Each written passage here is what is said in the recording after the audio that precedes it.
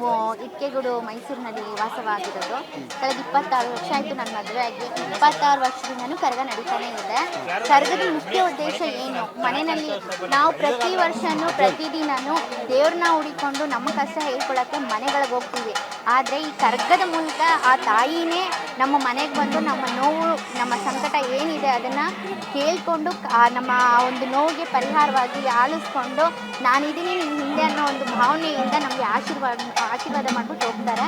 ಆ ಒಂದು ತಾಯಿ ಮನೆಗೆ ಬರೋ ಸಂದರ್ಭನ ಯಾವುದು ಮಾತಲ್ಲೂ ನಾವು ಹೇಳೋಕ್ಕಾಗಲ್ಲ. ಅದು ಏನಿದ್ರೂ ಅನುಭವಿಸಿರೋರಿಗೆ ಗೊತ್ತಿರುತ್ತೆ ಸರ್. ಇದಿಷ್ಟು ನಾವು ತಾಯಿ ಮನೆಗೆ ಬಂದಂತ ನಮ್ಗಾಗಂತ ಅನುಭವ. ಹೌದು, ಇದು ಪ್ರತಿ ಮನೆಗೂ ತಾಯಿ ಬರ್ತಾರೆ. ತಾಯಿ ಎಲ್ಲ ಮನೆಗಳಲ್ಲಿ ಒಳಗೆ ಬರ್ಮಾಡ್ಕೋಬೇಕಾದ್ರೆ ಪಾದ ತೊಳೆದು ಕುಂಕುಮ ಹಚ್ಚಿ ಅಕ್ಷತೆ ಹೂವು ಹಾಕ್ಬಿಟ್ಟು ಒಳಗೆ ಕರೆದು ತಾಯಿಗೆ ನಮ್ಮ ಕೈಯಿಂದ ಏನಿರುತ್ತೆ ಅದನ್ನ ನೈವೇದ್ಯನ ಮಾಡಿ ತಂಬಿಟ್ಟು ಹಾಕಿ ಮಾಡ್ತಾರೆ.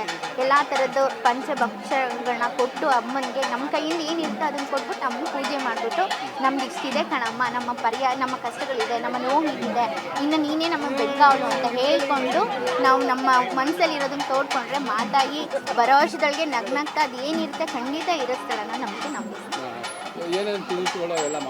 ಅಂದರೆ ತಿನಿಸು ಅಂತಂದರೆ ಮುಖ್ಯವಾಗಿ ನೀರು ಮಜ್ಜಿಗೆ, ಪಾನಕ, ಕೋಸುಂಬರಿ ಇದನ್ನು ಮುಖ್ಯವಾಗಿ ಮಾಡ್ತೀವಿ. ಯಾಕಂದರೆ ಅಮ್ಮನಿಗೆ ತಂಪು ಎರಿಯೋದು ಅಂತಂದರೆ ತಂಬಿಟ್ಟು ಹಾಕಿ ಮಾಡ್ತೀವಿ.